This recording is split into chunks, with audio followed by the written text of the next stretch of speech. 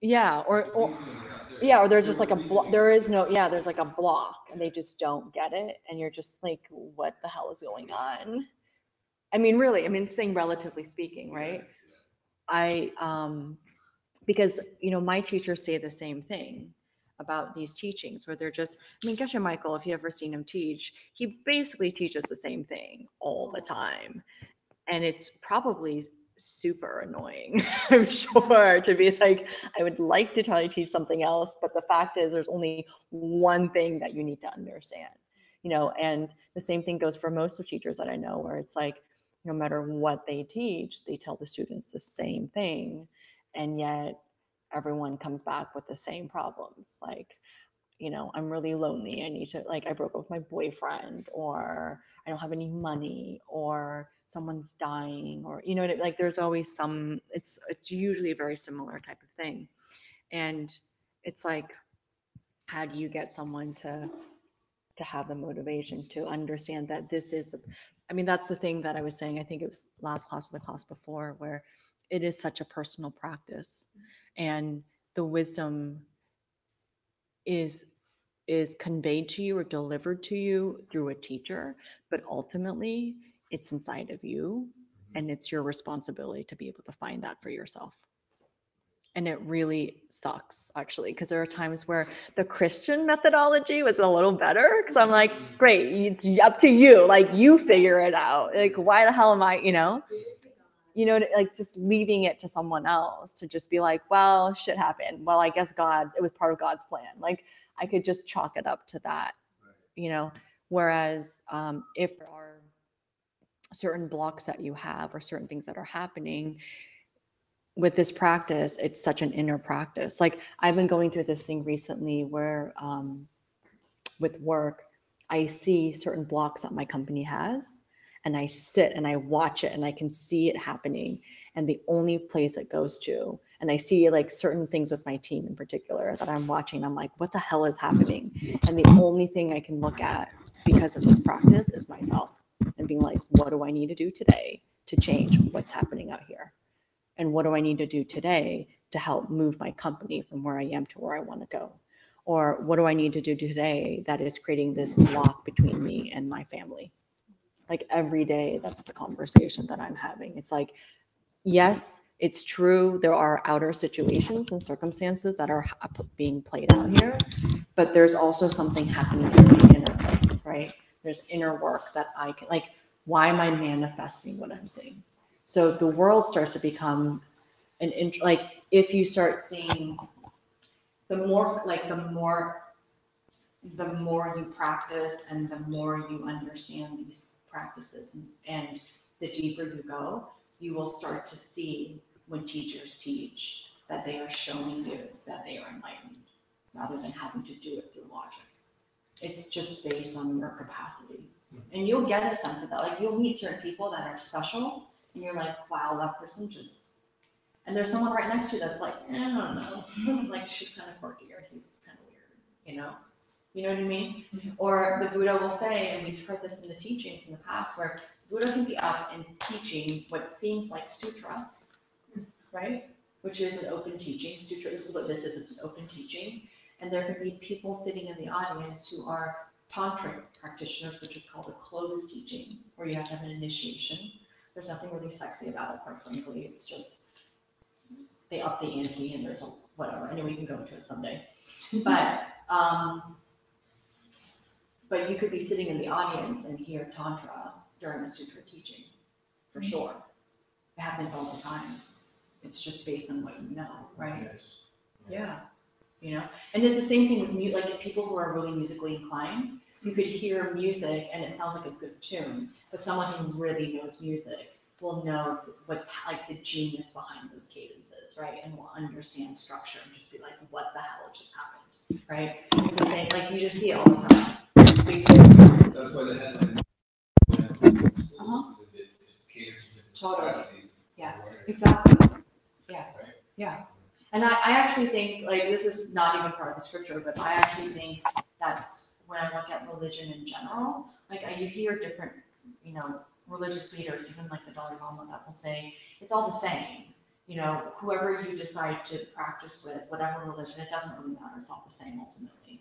And I actually think that when I think about even my upbringing, which was a very Christian upbringing, and I still like to go back to the Christian churches, and like I like to go to sermons, and I sit, and it's fascinating because now as a Buddhist practitioner, the Christian sermons are so much more interesting than they've ever been before. It's just, I'm like, oh, I get it.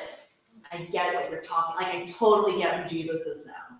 But it's not said in that way, you know? And it's like, and I watch, and like, I do think there are certain religions that are, it is based on capacity. You know, when your vision is just about as many people as possible, I do think you simplify content and make it as bite-sized and snackable so that people get it. You know, you can't have the complexity of the information. It's not user-friendly, you know? Chief, you're not gonna. Yes, well, we're like just doing review, but we haven't officially started class. But we're gonna do prostrations and all that jazz. So, okay, I just wanted to know how you guys were taking in the information and all that. Because if it's not relating to you, then it doesn't matter. Hold on a second, let me just do the Apple TV. Apple Play. Apple Play. Yeah. Just kidding, not.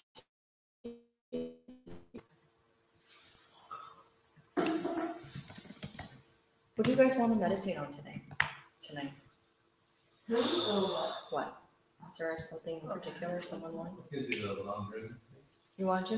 I was gonna. Okay. What's the long run thing? That's the one, I think when you think of somebody that's sick. and Oh, think that's- Tomlin. Oh, sorry, Tomlin. Okay. Sorry. Tomlin. Have you guys all been doing, do most of you have a practice that you've been doing that's your regular practice? I thought about it. You did? Have you decided on one? Yeah, it's only me like in the mornings after I wake up. Because it's been very inconsistent. I'm sorry, what? What did Oh, you I say? need to regulate my meditation Yeah. to like, so I think I need to pick when I, like after I wake up. Yeah. Because it's been very irregular. But have you decided before you wake up what you're going Oh. to commit to? Preliminaries and then either like those four things. Which four things? You know, like what I want, find someone who Uh-huh. wants it, Okay, yep. help you get it. That's been your main meditation. Okay. I'm gonna really urge everyone to just do one meditation for the remainder of, what's this month, May? For the remainder of May. Like 20 days of the same meditation. Okay? Because I really want you guys to get a sense of whether you're getting better at it or just not so good. Does that sound okay? Sure. So if you have one that you've been doing and you don't like it, now's a great time to change. And if you have a few, then now's the time to commit to one. Can we all decide on our own what we're gonna commit to? When do we start? Yeah. Okay. Everyone feels good about their I topic? think the hard thing for me is that like I'm kind of isolated. Like the people I think of like who need my help. Uh-huh. Like I've just been visualizing helping them. I feel like it's been really hard to actually help them. So I don't know. There's like for me, I kind of feel like there's a lack of motivation to keep doing it. Because you don't have access to them? Yeah, Because you don't see them I don't physically? see them. Yeah. Do you feel their pain? Um, Or why did you pick that one? because of the issues I've been like dealing with and like they're like the immediate people that I feel like okay have the same issues, but I'm so remote from them. So I feel like it's hard. It's just like in my imagination. And you're so removed because they're not physically in the city, for instance? Yeah. Uh-huh. And do you make a point to to check in with them during the week? Sometimes, yeah. Anyways, we can talk offline about it. I mean, I think that there's tremendous power in being able to even do visualizations. It is extraordinary. If you're feeling disconnected, you just have to start looking at also, I think at least finding ways where you can further support that development. Otherwise, it just becomes a mental exercise. Right, yeah. And that's not is better off doing another topic Sure. than doing something that's just like going through the movement. Right.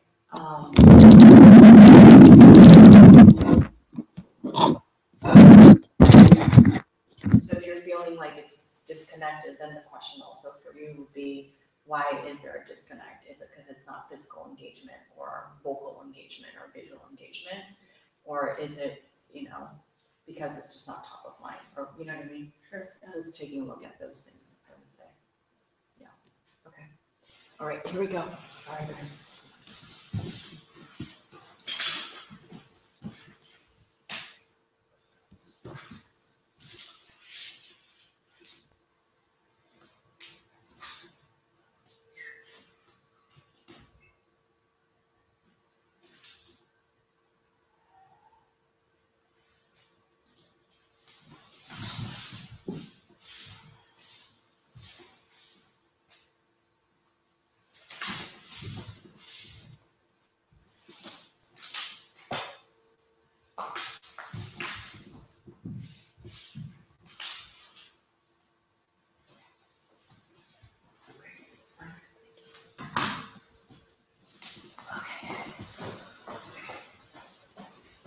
We'll just do a 10-minute set.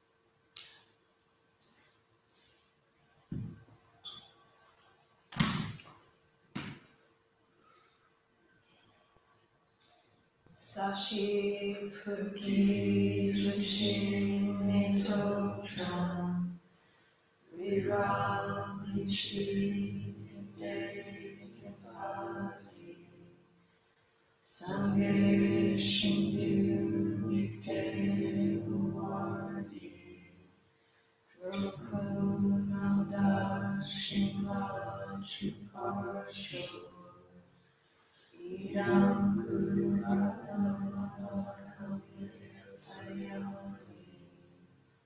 Sange Chudam Soki Choknamba Jamchu Vaidu Dakni Kyapsu Chi Daki Chinyen Kipe Sunamki Rola Panchir Sange Druparsho Sange Chudam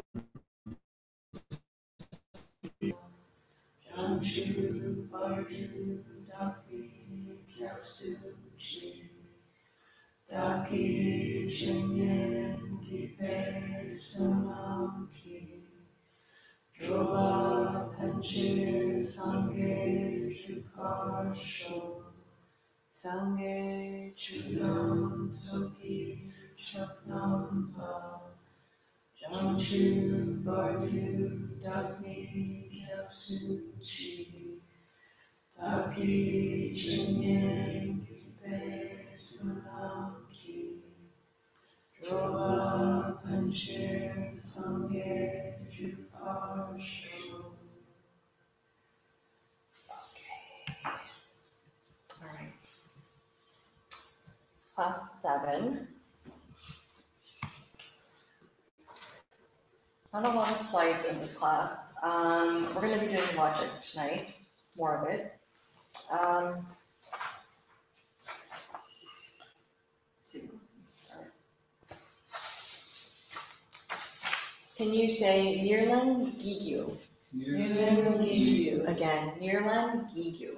Nirlan Gigyu. Okay, so Nirlan is material and caused is Gigyu. It's the material cause. So it basically means it's the main material or it's the stuff that turns into the result. It's the thing, it's the material cause that, the way that the Tibetan language speaks about it, they say flop, it flopped over into the outcome. So an example that's like traditionally used is an acorn is the material cause for an oak tree. It flopped into it being an oak tree.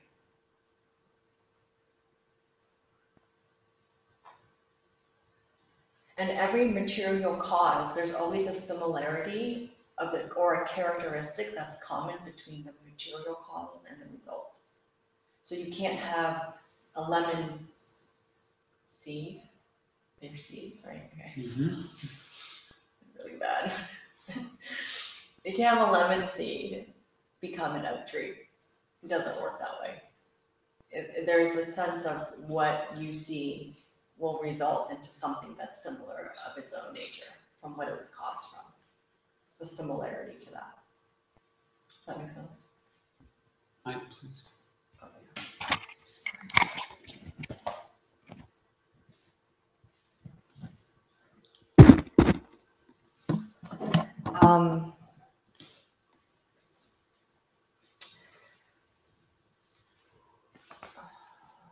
Let's see, the next, actually, yeah. There are what's called secondary causes, but you don't need to know it for homework. That's called kien, that are secondary factors. So for instance, when you think about the acorn and the oak tree, the secondary factors would be water, fertilizer, grass, soil, that sort of thing.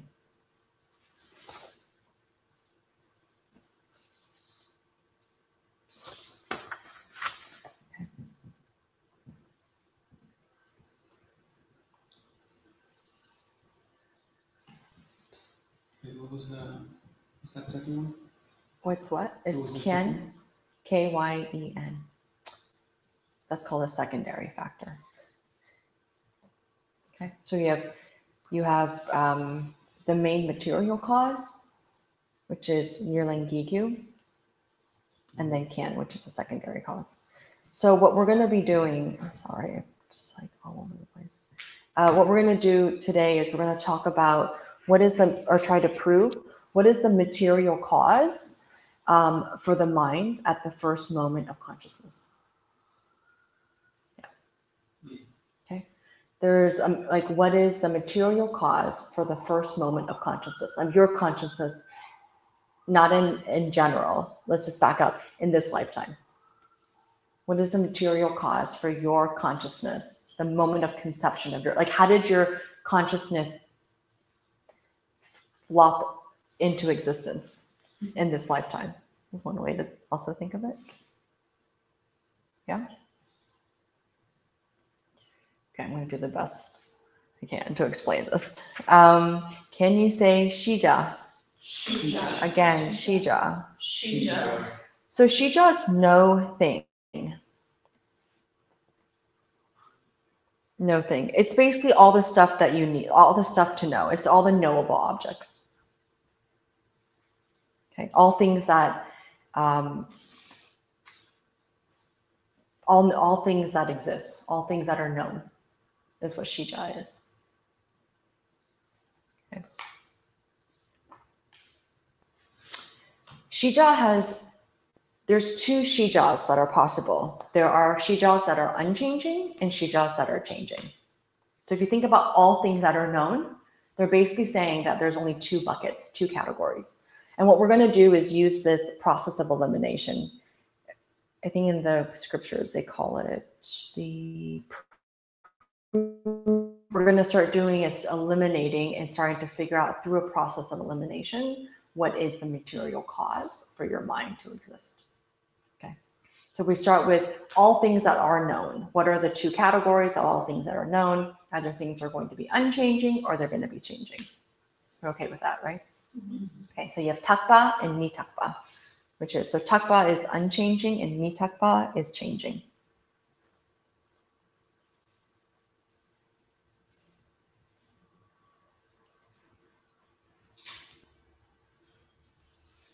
And so here we're already starting to look at, okay, if the mind at the moment of birth has a cause, the first question is, why does it have to have a cause? Because it's changing. Because it's changing. So we know that it's changing. And if something is changing, what does that mean? It has a cause. Right. There has to be a cause. Right. There has to be a cause for it to be changing, or else it would just be unchanging. It just is, right? Yeah. Okay. So, so we know that. So we're saying, okay, are we sure that we know that it's unchanging? And if it's, are we pretty sure about? Are we sure that it's not? It's that the mind is not unchanging. Well, I'm confused with consciousness and memory. Like the mind could be conscious, but throughout, which would make it unchanging. But then we're talking about this lifetime where we become conscious. That's kind of like, to me, saying like, when do I actually remember? Well, the mind being conscious throughout, existing at all times, doesn't necessarily mean that it's unchanging. It just means exist at all times. Right. Right? It could still exist at all times and still be changing. Right? Right? Yeah. So if we're saying, if the mind is changing, then we know that the cause of it can't be, it would have to be something that's similar to it, right? So it would have to be something that's changing. It can't be unchanging. You can't have an unchanging thing produce a changing thing. Mm-hmm. Can you? Can you ask that again? Can you have an unchanging thing produce a changing thing? No, because would that imply change? Right. Yeah. Like, how can something unchanging produce something changing?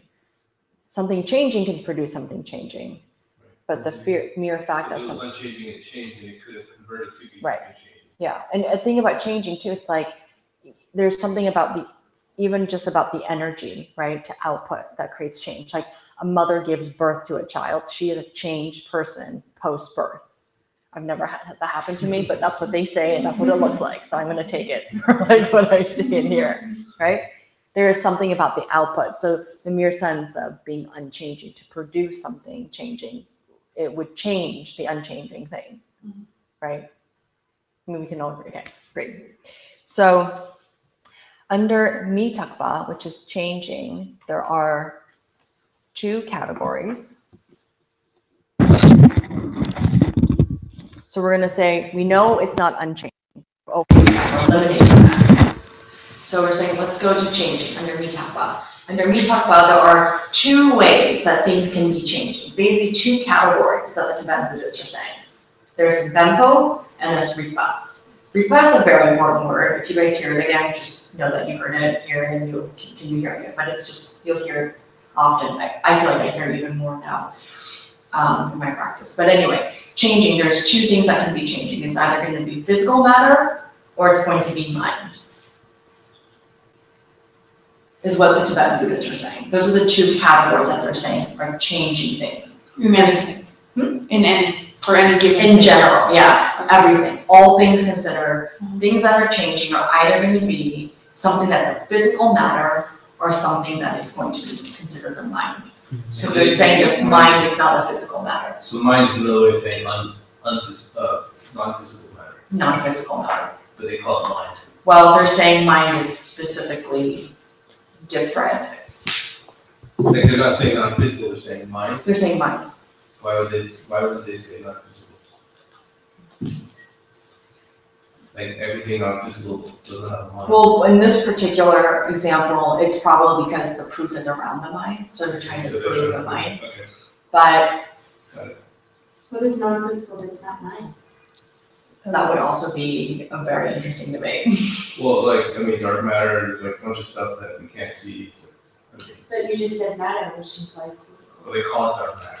It's like the, It's it's not like the really matter, negative, it's like the negative space between matter. Yeah, Uh-huh. it's like the pulling forces that they're finding out. But there's like, Uh-huh. I mean, you can say spirits, you can say, I don't know. I mean, I just, Yeah. logically, if there's physical, there has to be non-physical. But Right. I'm not, Like I just demons, have a, right? or something, but it's not everything to me has a mind that's not physical, because that means it's like thinking versus you can just be non-physical. Right, You like just on all, that frequency of non-physical. But love is not thinking and it's not physical. Right, but it's not a mind, is it? Well, It comes from the mind then, Could be, if they're not physical, if they're not like right, tangible objects. existing, Mhm. things that are grasped by the mind. Okay, here we go. No, I mean, this is, so then we go into, so we're gonna leave Ripa on the side for now, and we're gonna make sure that we can actually go through and eliminate the other aspects. So we're trying to eliminate physical matter. And what they're saying is, under Bembo, there are 2 things that happen that are physical matter. There's what's called the sense powers and the outside matter. Those are the 2 things that they're classifying are all that compose of all physical matter. Sense power. What is the sense power? So when we talk about sense power, it's your superpower of powers. Sense power, there's 5 or there's 1. So what he's basically saying is, This upon this. your sense power are your 5 senses, right? It's your, touch, smell, seeing, tasting, listening. It's your 5 senses. And actually in the Tibetan Buddhist tradition, they're saying that these sense powers are actually physical matter. They're physical things that happen to your body. Right? Right? Yeah. And so, and what they're saying is that all these senses or sense powers is what makes up your entire body. That your 5 senses ultimately make up your entire body. Now, that, if you're coming from a Western practice, like medical practice, then it's going to be, it's probably not gonna make as much sense. But if you come from an Eastern medical practice, they think of your body all as, they're all interconnected. Like your senses do impact the way that all your organs come into place. Like the way that generally in the West we think of organs as being like, your stomach is here and that's what it looks like, but you don't think that your senses of how you hear and how you see and what you taste and how you feel, like your physical senses even, really impact your body. But if you go to like an Eastern medicine doctor, they can look at your feet and be like, oh, your liver is really messed up here. And, Armando had a session this weekend and she was like checking his pulse. And she's like, your knees are all jacked up. Just on the pulse. And he's like, what? I didn't know that. And he's lying there and that's all they're doing. And just, so while we're doing this, just remember this is also ancient Tibetan times.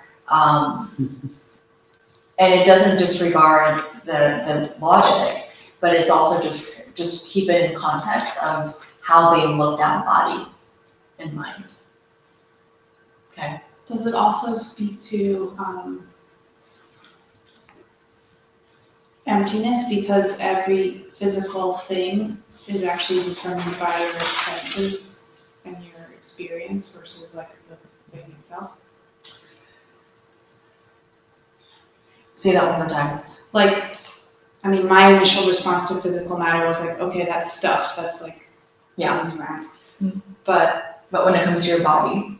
But then it's saying physical matter is either sense powers, or we haven't gotten to what the other one is yet. So it's like your senses or your perception determine what the physical thing is. Maybe I need to hear what the rest is first. Your perception, so like how we project. Right, like I feel right the pen. Yeah. Right. Sure. Yeah. There is you're gonna have that sensation that I feel the pen in a certain way, like cold or hot, right? You're gonna have that sense based on what we would say is actually based on your karma. It's your karma that then has pushed you, right? It's your mind to thinking that, or having the sensation of this is cold, or someone else could look at it and say, or feel it and say it's hot, right? But the emptiness component would come in terms of labeling, it's like how I project onto my body, right? I feel really fat today. Yeah. Like I am fat, right? Versus someone being like, that's not true, that's just a projection on your body. Okay. Right? Does that make sense? So that's where the emptiness comes in. Emptiness is really about how you project onto you. How does that projection come into existence? Yeah, okay. Okay, so under Wangpo, which is sense powers, what Kendrick J, who is the master logician, just so you know, what Kendrick J is basically saying is, okay, let's say that your mind is your sense powers. Let's just play with this idea. Let's say your mind are your senses. If that's indeed true, is it all 5 of your senses? Do all 5 senses have to be present for your mind to exist? No, because you're all. Yeah. Exactly. So what happens if you don't have a sense and would your mind not exist? Right. So then we're like, okay, so it's not going to be all 5.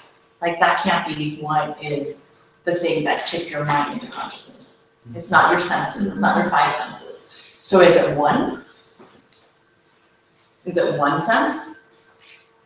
1 of the 5? Any. Well, you could be deaf, blind, all of them gone, right? And you still have 1. Could you be deaf, blind, not be able to taste anything, not be able to hear anything, or not be able to touch anything, feel anything? Smell anything. Or smell anything, and still have a mind? Yeah, like when you go to sleep, dude. There you go. Fair enough. Okay. So, Well, I think, like, also, if you were a person that was born with at least one of those senses, like, that's your sort of like main method of experiencing physical matter. Yeah. And then maybe something happened where you lost those senses, Yeah. but you still, sure. like, I mean, but still, before or after, you still have a mind, it's just Yeah. how much that mind can process Right. and experience. So then you would say that the argument would be your physical mind cannot be coming from something unchanging. We know that. Your physical mind did not come from your sense powers, not from all five or one. It's not that. So then it goes to, could it be outside matter? So the outside matter are basically, wind, fire, air, and earth. Is that right? I feel like that was right. Okay. Water. Yeah, earth, fire, wind, water. That's what your earth, fire, wind. Yeah. Okay. So that's what the outside matter is. So then the question is it outside matter that creates the mind? Is it all four of them or is it one of them? No. Why not? Why couldn't it be all four of them, first and foremost? They don't always exist. Yeah, they don't all exist. So like if one was gone, then your mind would then be obsolete. And why couldn't it be one of them?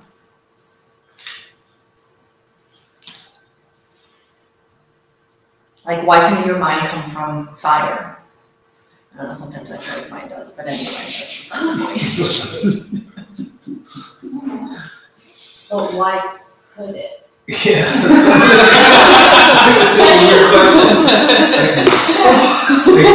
Like, I'm not made out of dirt. Yeah, it can't be dirt. I mean, are there traditions where like you're made out of sand? Like they'll say that like someone was humans are made out of sand? I think they say we made out of star stuff, maybe. That might be sand. Stardust? Yeah, dust. Like us, like us. Yeah. I think I don't know.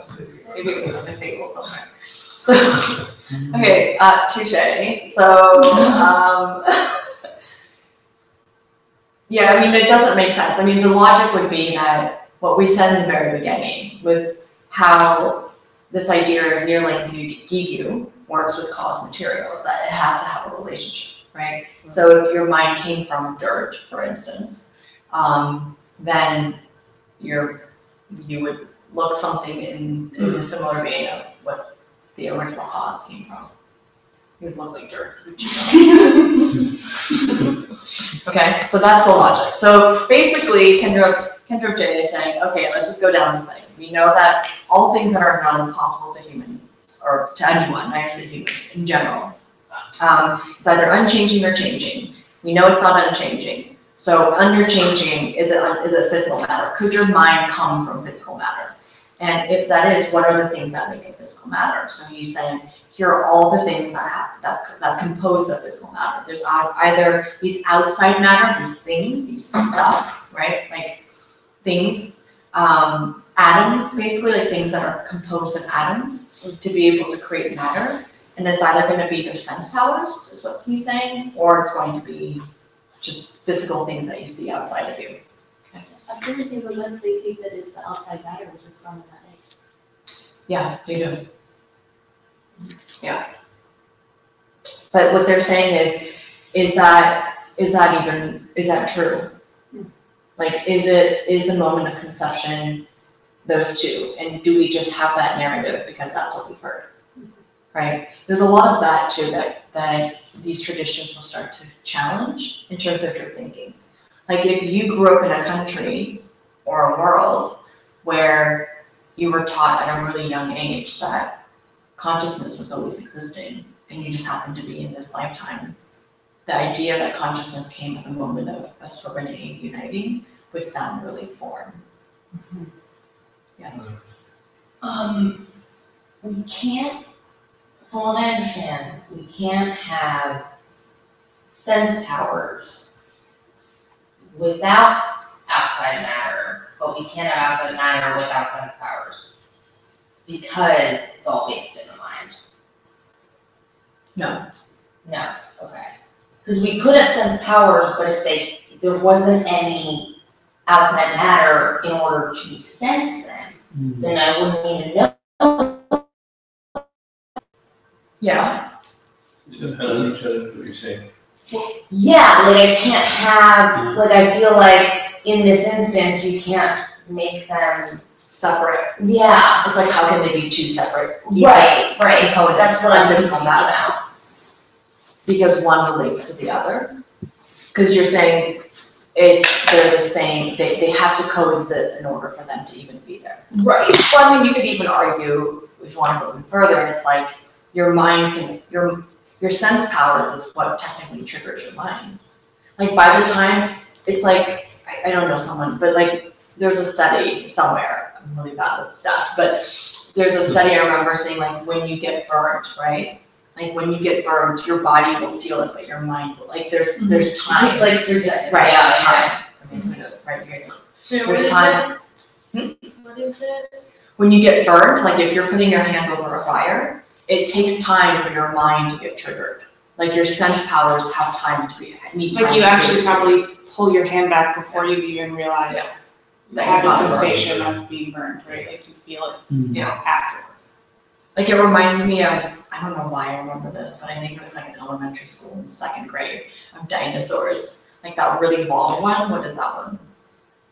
Is that what it is with the long tail?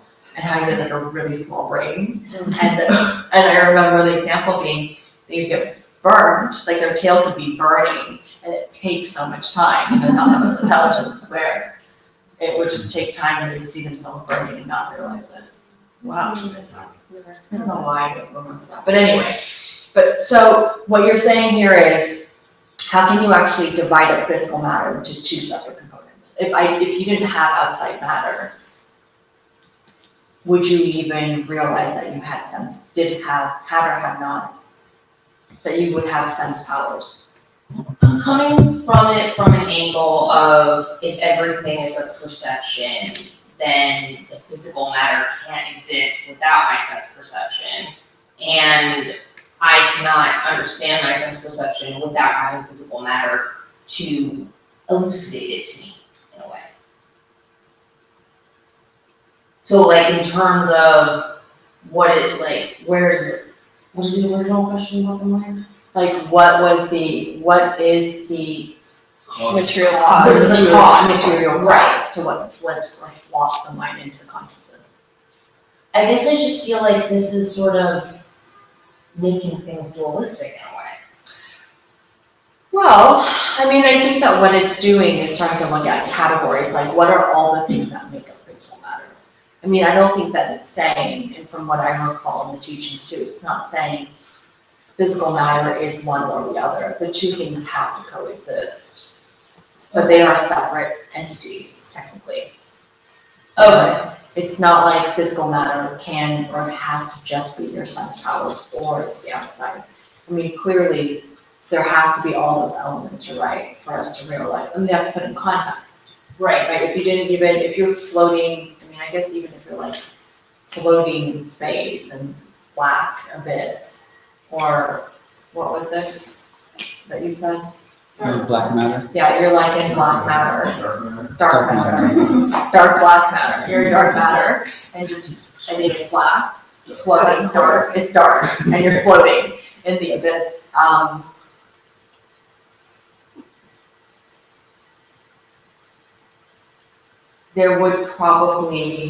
There is some sort of matter that you're in, that you're floating in to get the context of your sense powers. I think, right? I mean, you have to have context of the world. I mean, you have to have outside matter in order to understand. Yeah. Right, totally. That makes sense. That works for me. But I don't think the argument here, what they're trying to say, isn't saying negating one or the other. It's saying that these two things make up all physical matter. These are two parts of it. So like with changing, it's saying, physical matter and mind are the elements that make up. They're the two categories that also make up. And this context, changing. Or all the things that you know are made up of either changing or unchanging. But it does, I mean, it is almost like splitting I don't know, is it like splitting hairs? It does bifurcate for sure, the information. But there's a reason why he's categorizing it, because if you just kept it as physical matter, let's say for argument's sake, the argument was showing physical matter only, then the question would be, well, in the Tibetan tradition, they look at physical matter, it's really because they look at sense as a separate, it's actually physical matter. It's not the same thing as this. Okay, my senses aren't the same thing as this. There is a difference between that. And so they're trying to separate the subtleties of those two things. Would it also be subjective and objective too? Like your, subjective experience through the senses, objective objects, I don't know, physical matter. It could be. That could work. Yeah. One quote to me, sense powers feel like they're dependent on the mind, kind of what she's saying. Sure. Like they don't really fall under physical matter. Like if you're a vegetable, if you're like getting slapped by a burner or whatever it is, your mind wasn't there. Like your body might feel it, but nothing's registering it as a sense because it's dependent on the mind. So, Yeah. I mean, there is a code. The sense powers have to exist, at least in our realm, right, as humans. Yeah. The sense powers have to exist for the mind to be able to have something to respond to. The sense power to do. You're talking about like the eardrum. Right. The hearing. Yeah. Sense power. Yeah. Not the actual interpretation of what you hear. No. No, it's the actual eardrum. It's like right. it's like the molecules. Right. Or the actual nerves that are being burned or whatever. Yeah. It's the actual atoms that are there to be able. It's the actual matter. Maybe that's another way to put it. It's the actual matter of your body, the atoms of your body that create the ability for your senses to be able to have senses. Okay. So it's the same thing with vision. I'm so bad with this, but like the iris, the atoms behind your iris, to be able to then understand and synthesize colors, depth, field, light and dark. So Buddha would have a different set of items to receive all these senses and mind. The Buddha does? Yeah, they might have a different set of upgrading. Well, they don't have the same atom structure as we do. Yeah. They are alien to us. But I don't know how I'm gonna be on camera being like, the Buddha is an alien. I'm gonna get a phone call and be like, what are you teaching? You made me say it.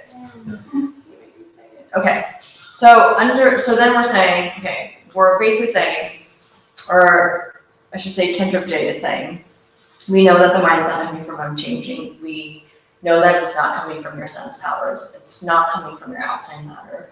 So the last kind of, based on the proof of elimination, it must come from your mind. And so with that, there are two sections, of course. Is it your own mind, or is it another mind? Whose mind is it?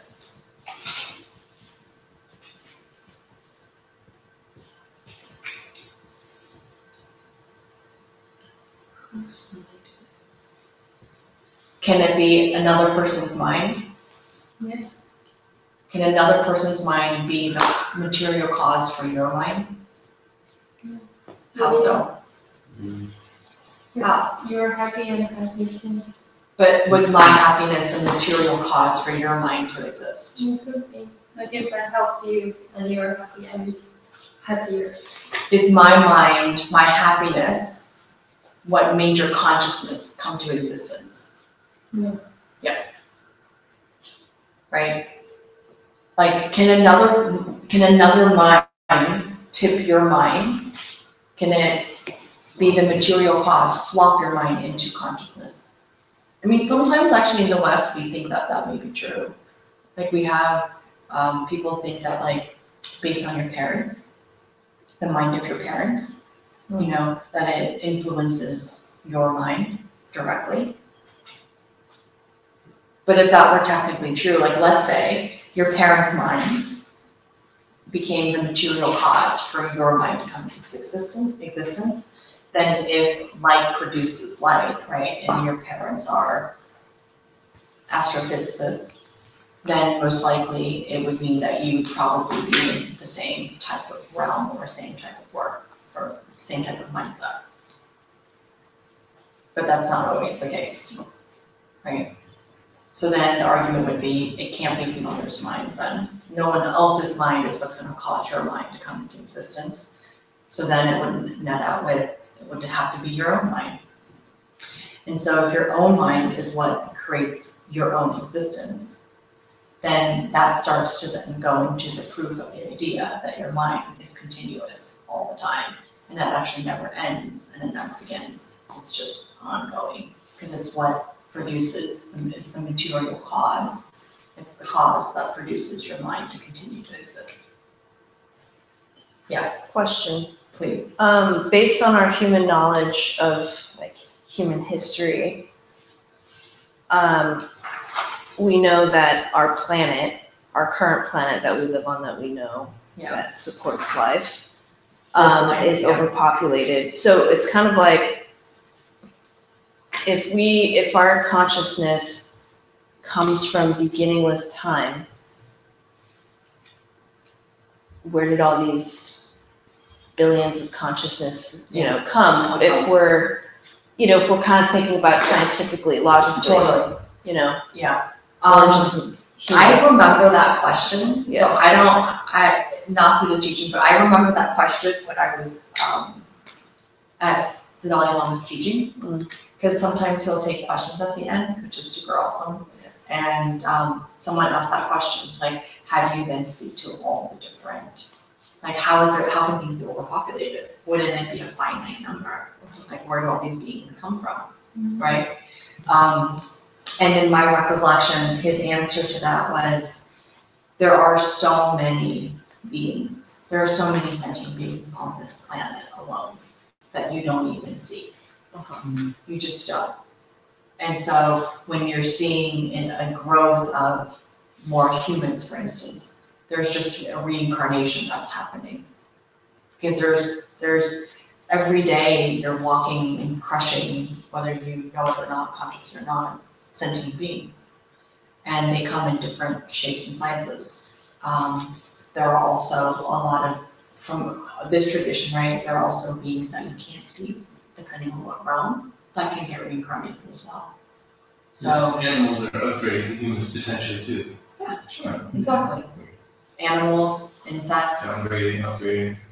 Bacteria. Bacteria. Technically, a sentient being, I think in the scriptures, it's like anything with an eye. Yeah, there's like an eye to it. So what about like plants and? They're not considered sentient beings. The fish that in the deep sea that there's no light, so that they don't have eyes. Yeah, that's true. They have other senses. They do have other senses. They have eyes and Yeah, I feel like I heard it being eye, but it may not be. But it might be like they have something that allows them to see. Maybe that's really what it is, interpretation.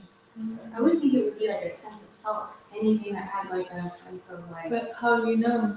Like moving towards something that they wanted and away from something. Towards pleasure and away from pain. Yeah, well, plants, there's studies where like plants move towards light or sources of water. Gray area. Trees. Yeah.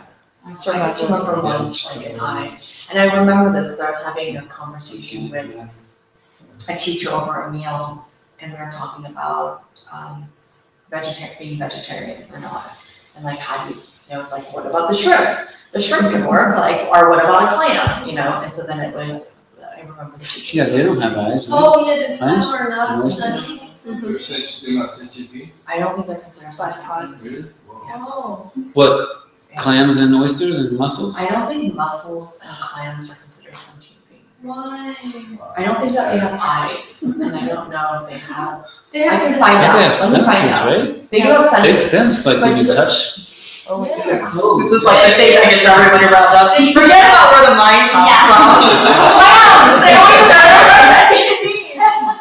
Yes. Amazing.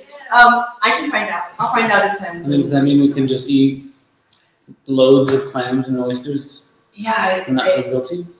No. I feel strongly it's if they move It has intention. They do move. Yeah, They move. oh yeah, Yeah, it, they like wiggle. the trouble's gonna get snapped shut. Yeah, That's how they but move. they wiggle themselves Yeah. into. Haven't you seen Little Mermaid? Hello. That's how they swim, like they do this, right? Yeah. Let me find out if they are. Little Mermaid. I just remember for me, back then it was a shrimp conversation. We didn't, I think we went to mussels, but I might have just like forgotten about that. But I'll find out for sure. I'll definitely ask and see if that's true. How do you classify what a sentient being is? What about starfish? I mean, do they have eyes? They have more. We're gonna bring out a I was sending Sorry. an influx of emails. What about? What are the plants? Barnacles? Would be. Oh, Yeah, what are what they move? Hello. That's more like They reflex. eat and swallow, right? They ate a bug. They produce acids that break down the, So anyway, this is not off topic at all. Yeah, but I do also remember a teacher of mine saying, like, if you are in a situation where you do need to eat a sentient being, better to eat a portion of it than the whole thing. Oh. Keep it alive. Well, I don't know, I think it's already dead. Like, I think the No, cow's no. already dead, but, Oh, I but that eat like a steak would be, or a burger is technically less of a karmic implication than like a shrimp. Interesting. Because a shrimp's a whole bean. So you're like eating a whole shrimp, then you're just like man. eating a lot of beans versus like a portion Right. that makes sense. Dang. of that. That sucks. That negates the clam muscle. Yeah. So I'll find out what the cloud was. So when they incarnate, do they go to another planet, or if you're from this planet, you're not going anywhere else? I don't know about the multiple galaxies, but the Tibetan Buddhist tradition does believe that there are more realms than what we see here today. In this planet? Yeah, more realms in general, like all over. We're We're not, I've never heard a Tibetan teacher ever say that this is the only planet that exists, and the only realm that I exists. think my question is that our own ecosystem and different sentient beings become human from animal and to Buddha only within this own planet, or they kind of go everywhere depending on their realm? I mean, I think that it's, from what I've heard, it's always, there's multiple realms that we are in. So this is just one realm, it's just the form realm. Mhm. There are so many other realms that we don't see, and where that exists, You know. it's not here. Oh. It could be anywhere, Mhm. like dark black. Intuitive. Just do it. I'm a little stuck on the N1 sense powers. So did we say that you could be conscious, you could have a consciousness without having any sense powers? Like I feel No, like it's not saying anyone- that. No, it's not saying that. It's basically saying that your sense powers isn't the thing that caused your consciousness to exist. It's what- like the ear thing, yeah. so, like, It's basically the argument Yeah. that they're trying to prove is, or the thing that they're trying to find out is, what is the thing, how did your mind, in this lifetime in particular, how did your mind come into existence? Was it your senses that made it happen? Was it outer factors that made it happen? Was it, like another person's mind that influenced and got your mind to exist? And so basically the argument is it can't be the senses, doesn't make sense. I mean, I actually wonder if the sperm cell, like sperm and egg, is under the sense powers. Because like the sense powers is all about, I mean, the physical matter, the difference between physical matter and mind is that physical matter has atoms, there's substance to it. There's a different quality to it. You can weigh it or touch it or see it, right? It's also not clear. Like it's, the mind has this, Rigpa has a very specific quality. And so what they're saying is, it's not your senses that got it's not your body, that's your mind. Your body is not your mind is what they're basically arguing. It's not possible. If your body is your mind, to what extent does that need to be? If I cut my arm off, is my mind, a fifth or a sixth? Is that true? If my body indeed is my mind, what is that? How do you start to prove that? So what they're saying here is your body's not your mind. It's not possible. It's not all your senses or one of your senses. And then it's saying, well, then it's maybe outer factors that are not my body. Maybe it's something else out here. And so the argument is, maybe that's the case, but we're saying that's not possible.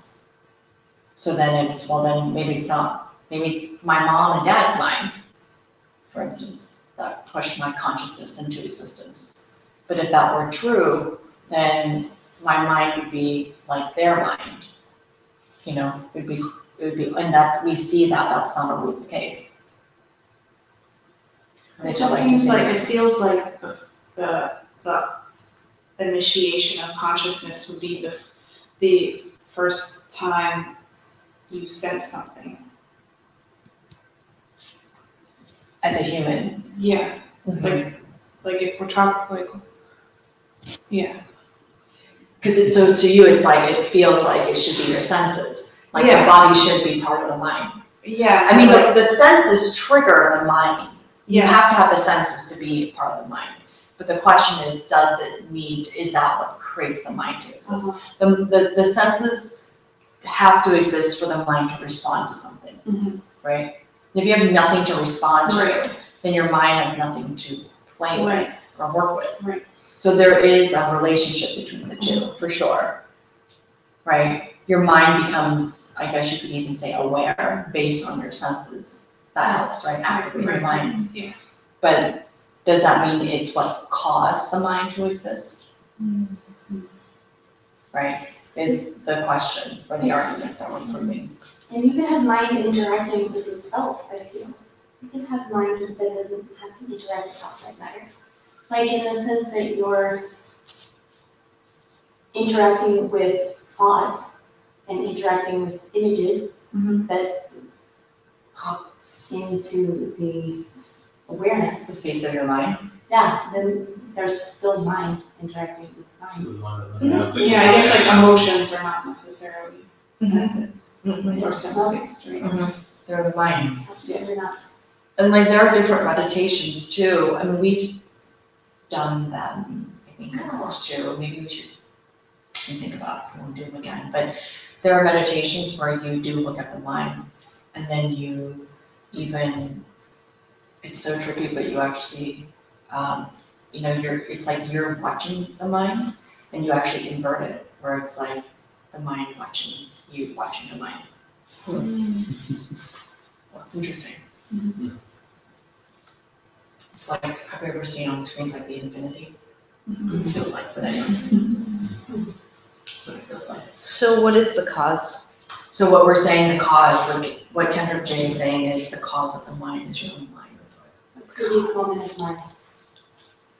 That's what causes your mind, which then helps lead into the whole conversation. This whole course is about future and past lives. And so that sets us up to have that conversation about future and past lives, that your mind is always existing, which then will prove or speak to that there are future lives and there are past lives because your mind has always existed. You become an enlightened being. Well, even when you become an enlightened being, your mind still exists. Right. So your mind never dies. It never dies. It's gonna be a long trip, guys. I have to say though, when I've had moments where I've been thinking about this, and there is some sort of liberty, and I didn't think this way before, but it's only been the last, since this year, where this concept has settled in, and it gives me great comfort.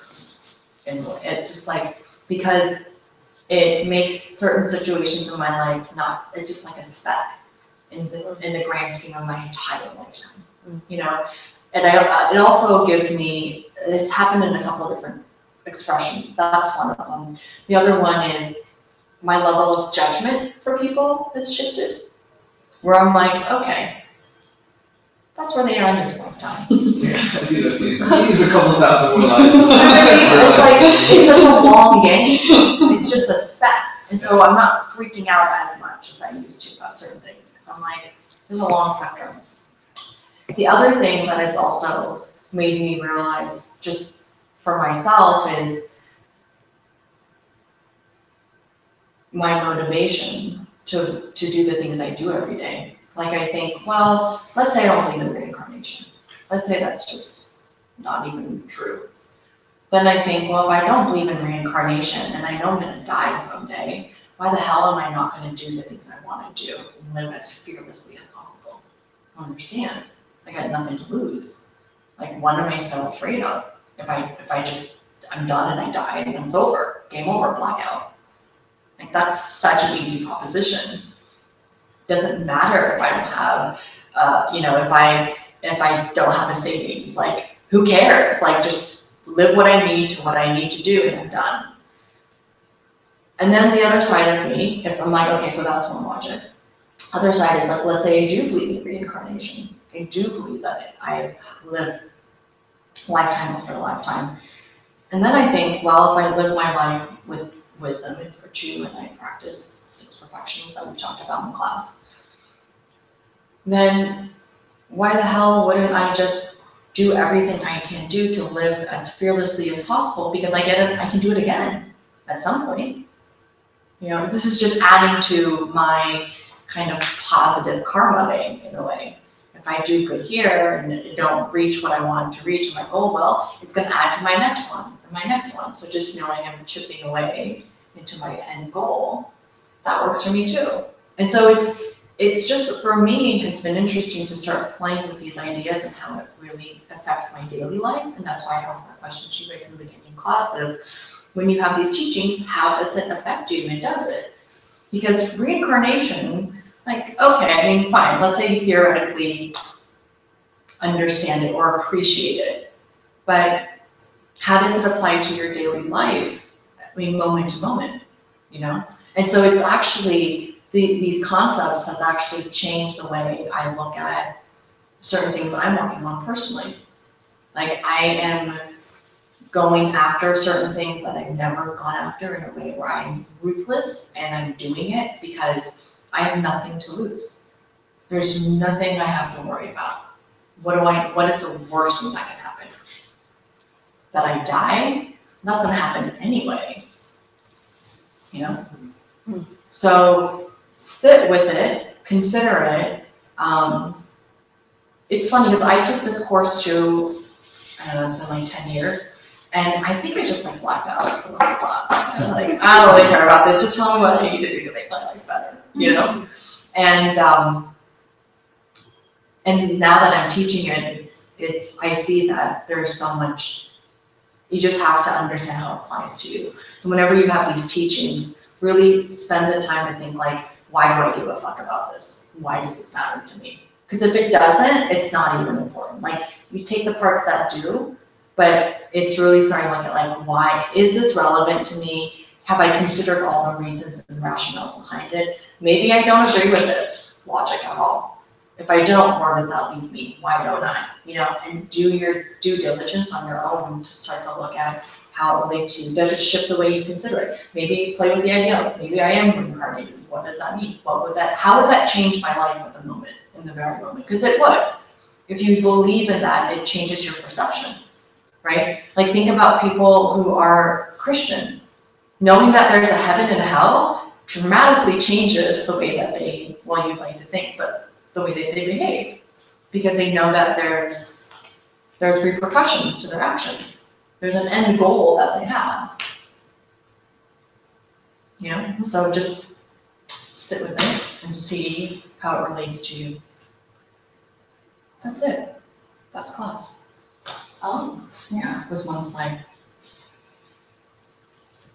it's a big one. Oh, it was a big one. Just going through it, and I'm like, oh great, this is what we have to do today? Okay. We're gonna start Just with- proving the mind and where it existed. Good stuff. So what is under the unchanging? Under unchanging, so nothing, because we're saying the mind cannot be created by something unchanging. Because the mind is changing. So that just gets disproved. It's like that's not, so we know that the mind it's not caused from something that's unchanging. We know it's changing. And within the changing category, what we're getting at is your own mind is what causes your mind.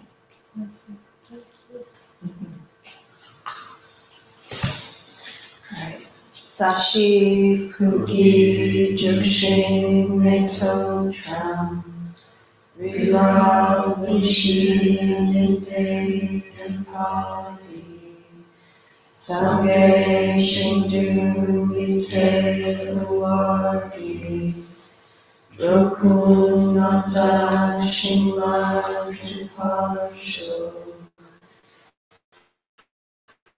Ananda Kamyatayami Gewati Kewoku Sunam Yeshe Sosokshin Sunam Yeshe Lechokwe Damba Kuni Tuparsho. Just take a moment.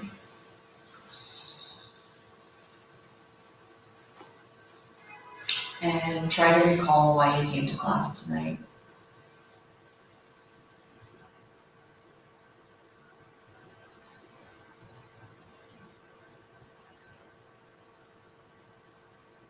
What were you looking for?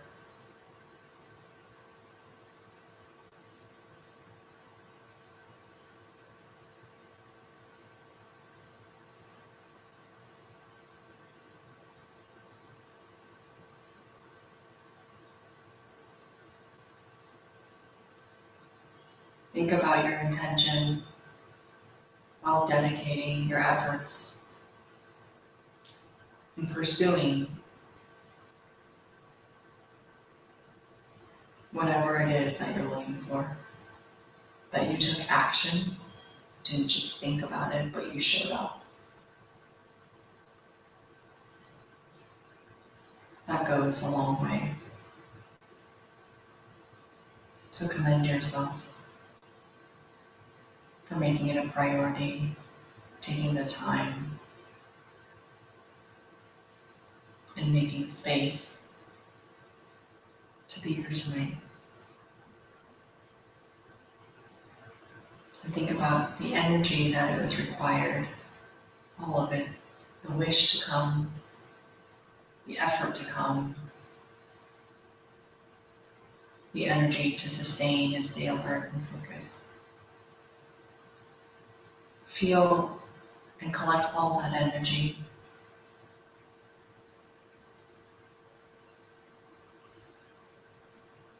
And I want you to charge it and send it to somebody whom you love. Wishing for their dreams to come true. For them to have ultimate happiness. For their suffering to be removed.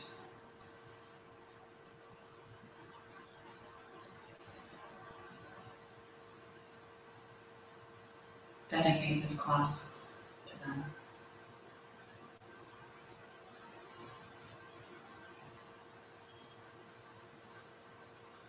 Thank you. Thank you. Thanks, everyone. Thank you. Thank you.